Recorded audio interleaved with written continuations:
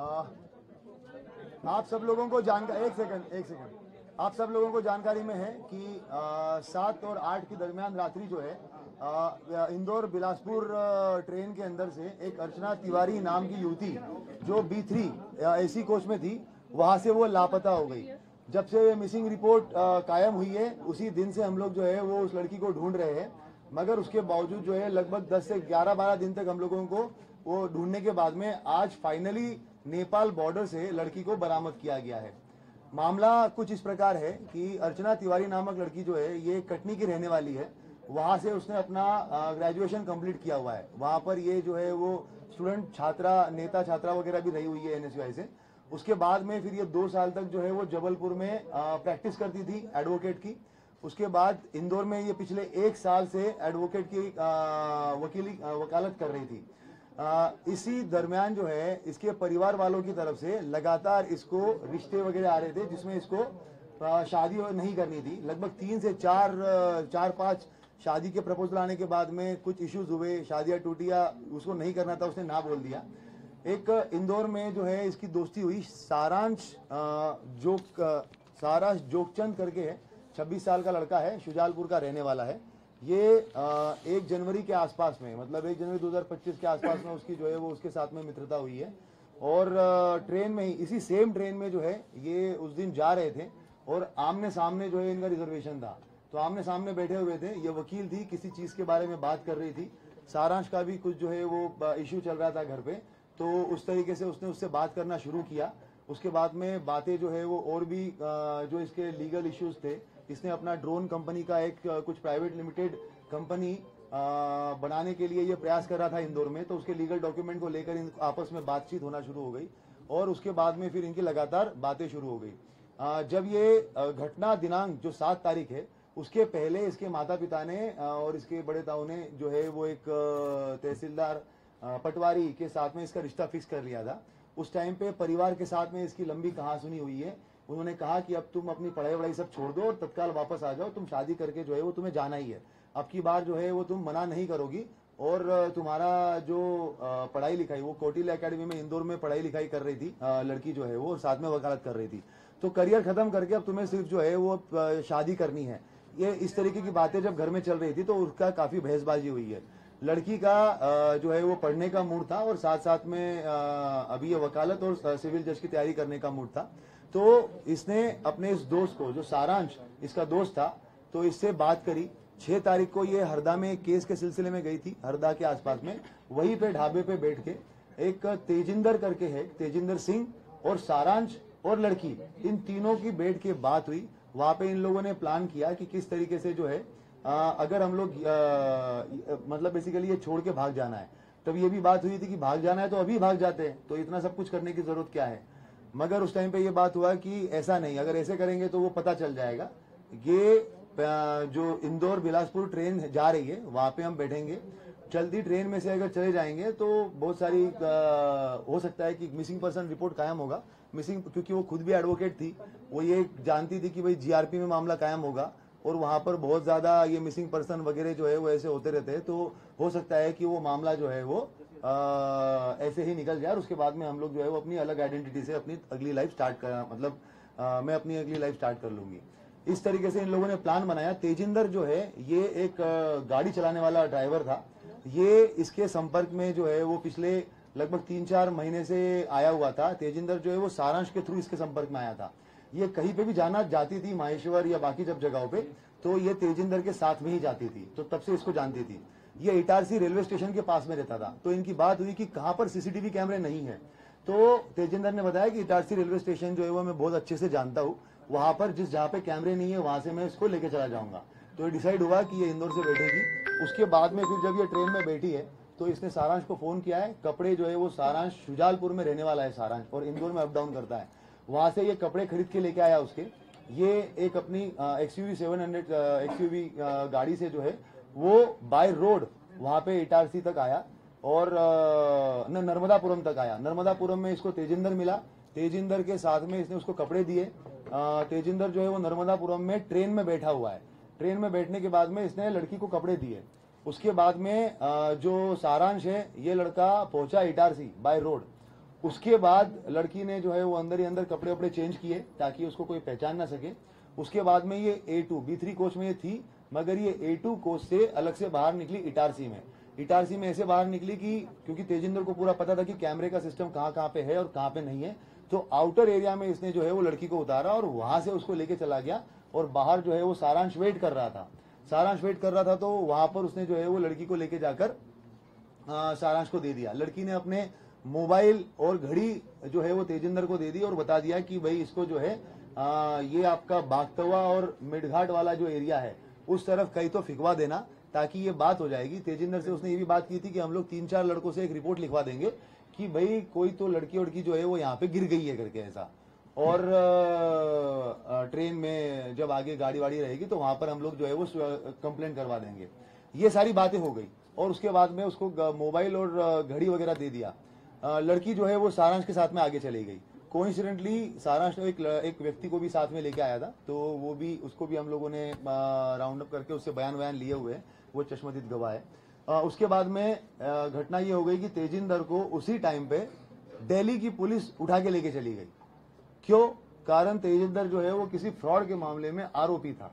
तो उसी रात, सेम रात को 1 बजे जो है वो ये घटनाक्रम होता है और अगले 1 घंटे में तेजिंदर को पुलिस उठा के लेके चली जाती है। अब जब ये पूरा मामला हमारे पास में आता है, लड़की जानबूझ के सामान पूरा के पूरा सीट पे छोड़ के गई ताकि हम लोग ये सोचे कि लड़की हो ना हो कहीं पे गिरी है, वो कहीं पे भागी नहीं है। अगर भागती तो पूरा सामान लेके जाती। ये पूरा सोच के प्लान करके जो है वो सामान वहीं पर रखा गया था।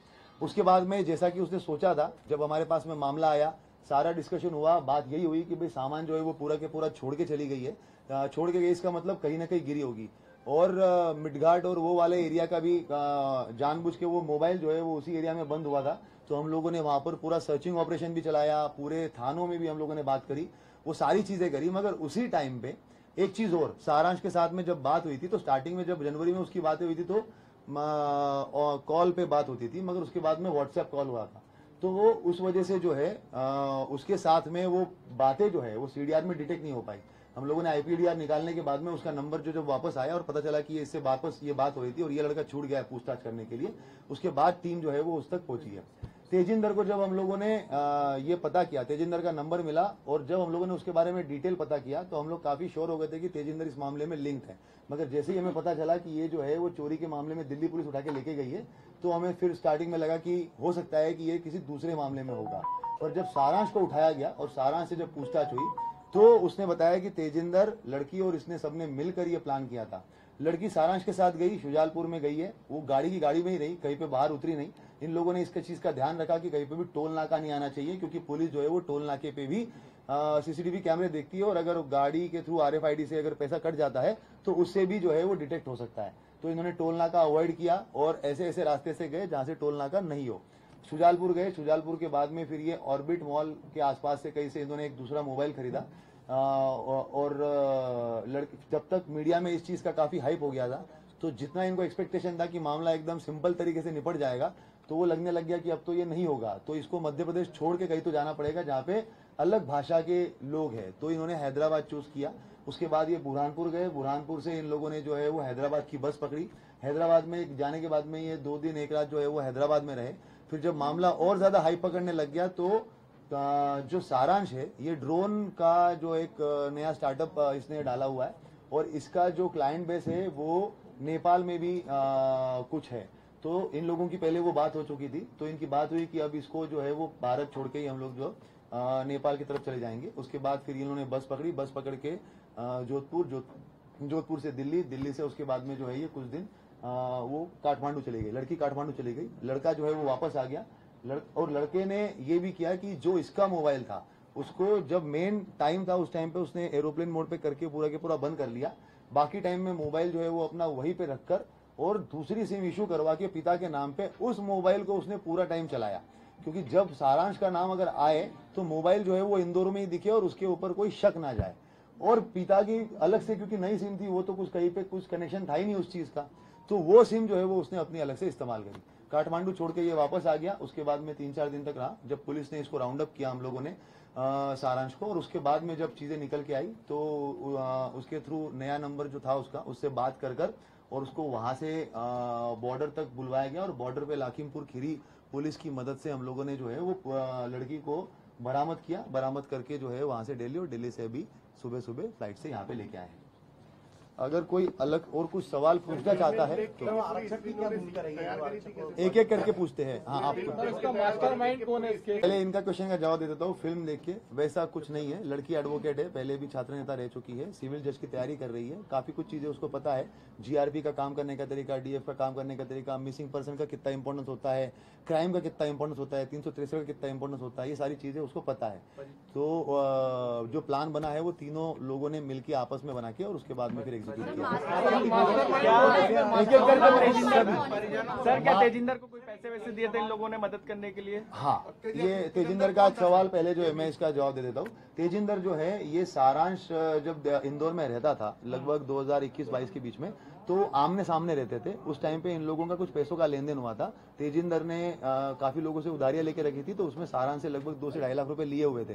तो वो जो पैसों का लेन देन था वो उनका चल रहा था, 2.5 लाख रुपए वो दे नहीं रहा था। तो उसी चीज के लिए फिर ये काफी बात होने लग गई, तो ये उसका ड्राइवर बन गया और उसके बाद में फिर उस चीज का कि भाई तुम्हारा जो पैसा दिया उसी में से कुछ निकाल लो। इस तरीके से वो तेजिंदर जो है वो इन्वॉल्व हुआ।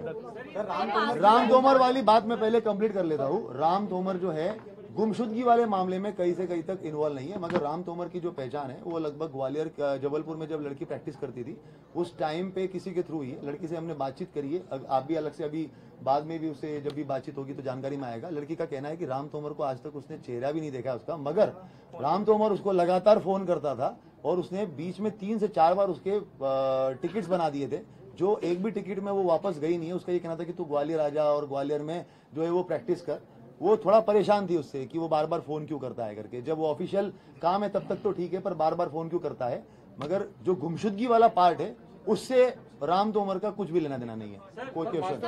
हाँ, सारांश ने ये आउट ऑफ द वे जाकर के इस तरीके से उसकी हेल्प की, क्या कोई लव अफेयर का भी मामला था? लड़की डिनाई करती है, लड़की बताती है कि वो मेरा दोस्त था, बाकी तो और वो अच्छे से इस सवाल का जवाब दे पैसा पाएगी। वगैरह लेकर भी गई लड़की?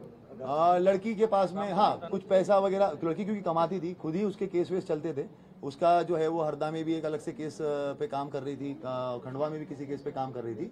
तो लड़की खुद भी कमाती थी। उसने अपने माँ का ऑपरेशन जो किया था, तो ऑपरेशन में भी उसने खुद ने पैसे जो है वो खर्च किए हैं। तो पैसा उसके पास में था और कुछ पैसा जो है वो सारांश ने उससे मदद किया।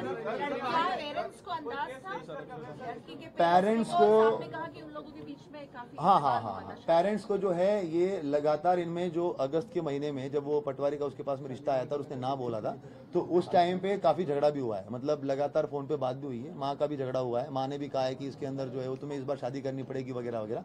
जिस तरीके से हर एक फैमिली में होता है कि भाई तुम्हें शादी करनी पड़ेगी, लड़के का कहना है कि नहीं मैं तो अपना लाइफ कोर करिए उसका। डेफिनेटली वो अगर ये सब चीजें इतनी हो रही है और उसके बाद ही 6 तारीख को हुआ है। ये पूरा एक साजिश के तहत हुआ है, तो क्या इस पूरे मामले में कोई रिवर्स?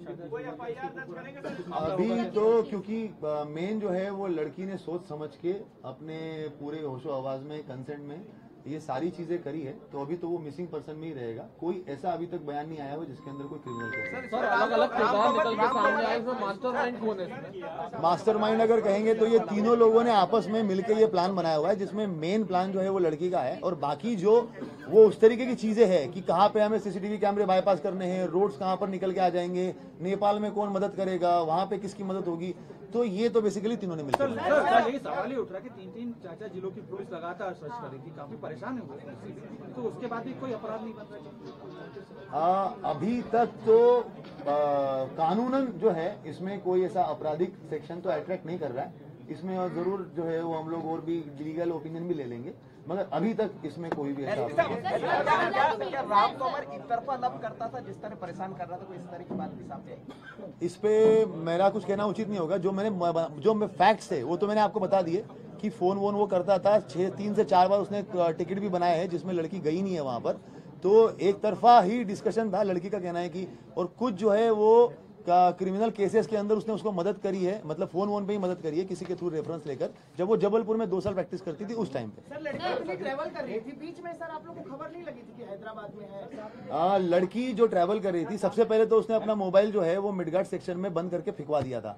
उसके बाद में लड़की ने इस चीज का ध्यान रखा था। इवन मतलब जो ये घटनाक्रम हुआ है उसके 7-8 दिन पहले से भी जो है ना, लड़की का 31 जुलाई से लड़की के फोन के अंदर भी जो है वो कुछ लोगों का बात बंद हो गया। BSNL का मोबाइल जो है वो बंद कर दिया, 2 सिम थे, 1 सिम बंद कर दिया। तो उसके बाद जब लड़की यहाँ से निकली है तो लड़की निकलते वक्त भी जो हम लोगों ने CCTV कैमरे भी देखे हैं उसके अंदर भी लड़की ने ये ध्यान रखा हुआ है कि वो गाड़ी के अंदर जो है वो लेटी हुई है, कहीं पे भी गाड़ी के विंडशील्ड में नहीं आ रही है, तो कैमरे में नहीं आई है। क्या मोबाइल फोन भी जो सिम कार्ड भी जो है वो उसने मध्य प्रदेश में कहीं पे भी सिम कार्ड नहीं खरीदा है, ना उसने मोबाइल खरीदा ना उसने सिम कार्ड खरीदा। और जब लड़का भी जो उसके साथ में था उसका मोबाइल वहीं पे रखकर कि भाई वो जो है उसकी लोकेशन लाइव है, दूसरा सिम लेके दूसरा मोबाइल लेके उसके साथ ट्रैवल किया। ये तो मिल गई, लेकिन उस तरह के और भी कितने मिसिंग मामले हैं अभी तक अपने पास, इसके ऊपर अभी भी कार्रवाई? ये तो अपन बाद में लास्ट में क्वेश्चन का जवाब देंगे। और कोई स्पेसिफिक जवाब? 13 दिन तक की प्लानिंग आपको क्या लगता है सिर्फ घर से भागने के लिए की थी? इस एक मतलब लॉजिकली सोचिए, घर से भागने के और भी तरीके होते हैं, लेकिन इतने अलग अलग जगह इतने लोगों को इन्वॉल्व करना सिर्फ घर से भागने के लिए? देखिए बात एकदम वैसी है, मतलब ये लगभग हम लोग जो है वो लड़के से भी 2-3 दिन से पूछताछ कर रहे हैं, 2 दिन उससे भी पूछताछ करते करते हो गए, साथ साथ में लड़की से भी बातचीत करते हो गया। मगर एक ये है कि लड़की लगातार वो रिश्तों को डिनाई कर रही है, उसको वहां से निकलना है। परिवार का प्रेशर, सोशल प्रेशर जो आज की तारीख में यंग जनरेशन में जिस तरीके से बार बार इस तरह के केसेस देखे जाते हैं, और लड़की एडवोकेट है, उसको पता है, उसको लग रहा है कि भाई GRP में मूविंग ट्रेन में अगर होगा तो कहीं ना कहीं वो मृत घोषित कर जो है वो मामला रफा दफा हो जाएगा और मैं अपनी नई आइडेंटिटी के साथ में चली जाऊंगी। उस तरीके से उसने प्लान बनाया हुआ है। मामला भी उसी तरह का है कि घर वाले जबरदस्ती शादी कराना चाह रहे थे, इसलिए उससे बचने के लिए। और जब ये जो इवॉल्वमेंट हुआ, मतलब इवॉल्व हुआ है मामला, वो तब इवॉल्व हुआ है। उसको एज ए एडवोकेट उसको ये था कि मिसिंग पर्सन रिपोर्ट को कोई बहुत ज्यादा तवज्जो मिलने नहीं वाली है। जब वो मामला तुल पकड़ा, पहले तो वो शुजालपुर ही गए थे, वहां पे उन्होंने एक रूम जो है वो रेंट पे भी ले लिया था, मगर जब वो मीडिया में तुल पकड़ा तो उन्होंने बोला कि मध्य प्रदेश छोड़ना पड़ेगा। उस टाइम पे वो डिसाइड हुआ कि मध्य प्रदेश तो छोड़ना पड़ेगा। क्यों? क्योंकि मामला बहुत तुल पकड़ लिया, लगातार सोशल मीडिया पे आ रहा है यहाँ पे। और कोइंसिडेंटली ये हुआ कि जिस जगह पे उन्होंने रूम रेंट पे लिया था वो किसी पास में ही पुलिस वाले का था, तो आते जाते जैसे ही मामला मतलब ज्यादा तुल पकड़ेगा तो ये पुलिस वाला मुझे जरूर पहचान लेगा, तो इसीलिए यहाँ से निकलना बहुत जरूरी है। फिर ऐसे करके वो हैदराबाद निकल गई। हैदराबाद निकलने के बाद में जब मामला और ज्यादा तुल पकड़ने लग गया तो उसके बाद में फिर जो है 14 अगस्त था जिस दिन वो दिल्ली पहुंची। 15 अगस्त के दिन जो है वो काठमांडू चली गई थी, और 14 अगस्त को काठमांडू चली गई थी, और 15 अगस्त को जो है वो लड़का उसको छोड़ के वहां से वापस आ गया था। तो ये पूरा जो डेवलपमेंट है 7 तारीख से लेके 14 तारीख तक का है, जो बीच बीच में उन्होंने सोचा है कि नहीं अब इतना हाइप हो गया है, अब इतना ये हो गया है, पूरी पुरजोर तरीके से कोशिश की जा रही है, तो हमें तो अब देश ही छोड़ना पड़ेगा। तो उसके बाद में फिर उसने वो उसने किया, मिसलीड किया, सारे सिम उसने बदले, तमाम तरह की चीजें, पुलिस परेशान होते, तो क्या आपराधिक मामला इस पर नहीं बनता? कोई दबाव है क्या इस पर? मतलब क्यों ऐसा? नहीं, ये आपराधिक मामले के बारे में एज सच जो है इसमें, क्योंकि उसके साथ में कोई गलत घटना नहीं हुई है, वो खुद ही उसके अंदर मिसिंग पर्सन है, कानूनन उसके अंदर अभी तक तो कोई मामला नहीं बनता। मैंने पहले भी कहा, इसमें हम लोग और विधिक राय भी लेंगे, अगर कुछ सेक्शन बनते भी होंगे तो उसके बारे में सोच लेंगे। कितनी टीम हमारी लगी हुई थी? जैसे मैंने पहले कहा था कि हमारे CCTV फुटेज के लिए टीम लगी थी। लगभग भोपाल से लेके कटनी तक के सारे CCTV फुटेज हम लोगों ने खंगाले थे। साइबर टीम लगी हुई थी, और साथ साथ में जो मिडघाट और वो सेक्शन में हम लोगों को सर्चिंग करनी थी, उसकी 30 लोगों की एक अलग टीम थी। तो कुल मिला के जो है वो 60-70 लोग हमारे लगातार इस पूरे 10-15 दिन। सारांश पर कब शक हुआ, कैसे शक हुआ? सारांश पे तब शक हुआ।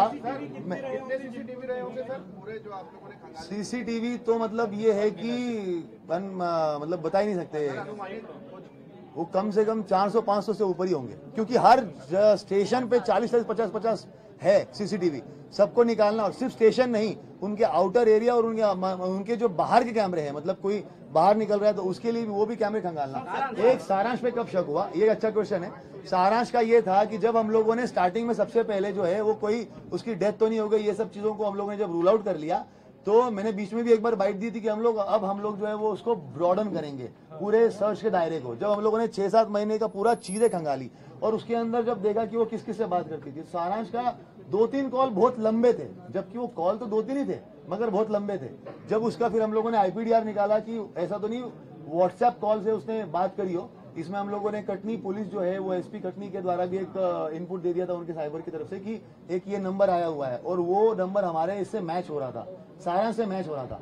तो जब वो हमें जानकारी मिली कि यार ये लड़का कितनी क्यों बात कर रहा है और अभी तक इसको हमने पूछताछ नहीं कर पाए हैं, ये अभी तक इस दायरे में आया ही नहीं है। जब उसका दायरा बढ़ाया गया इन्वेस्टिगेशन का और भी मतलब जो है 1 महीने को छोड़ के 6-7 महीने 10 महीने का पूरा रिकॉर्ड लेकर और उसके आईपी एड्रेसेस को लेकर और आईपी एड्रेसेस के बारे में जानकारी ली गई, तब वो सारांश का नंबर आया। और उसके बाद फिर सारांश को हम लोगों ने जब ट्रैक किया तो हमें पता चला कि अरे इस पे ये बात कर रहा था। जब उसको उठा के लाए तो फिर तो चीजें फिर आसान हो गई। ठीक सर, काठमांडू तक पुलिस के उस तक संपर्क कैसे किया और कैसे उसको बुलाया, फिर कैसे बरामद? सारांश को जब हम लोगों ने पकड़ लिया, सारांश के पास उसका नंबर जो था, क्योंकि 1 सेकंड, सारांश को जब हम लोगों ने पकड़ा तो क्योंकि काठमांडू में जो है वो उसी का कनेक्शन था, तो उसके बाद उसी से बात करके उसके कनेक्शन से बात की गई, लड़की से कांटेक्ट में आए, लड़की से बात की।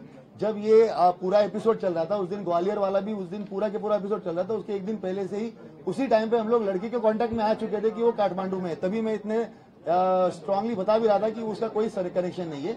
और वहां पर जब हम लोगों ने काठमांडू में बात करी और उसको बात करके फिर बुलवाया, वो सारांश के थ्रू बुलवाया और उसके बाद में फिर जो है वो अपनी माता पिता से बात की थी? सारांश ने तेजिंदर के बारे में बताया। तेजिंदर के बारे में हम लोग पहले एक बार इन्वेस्टिगेट, वो तो हमारा ये था कि चौथे या 5वें दिन हम लोग केस क्रैक कर चुके थे।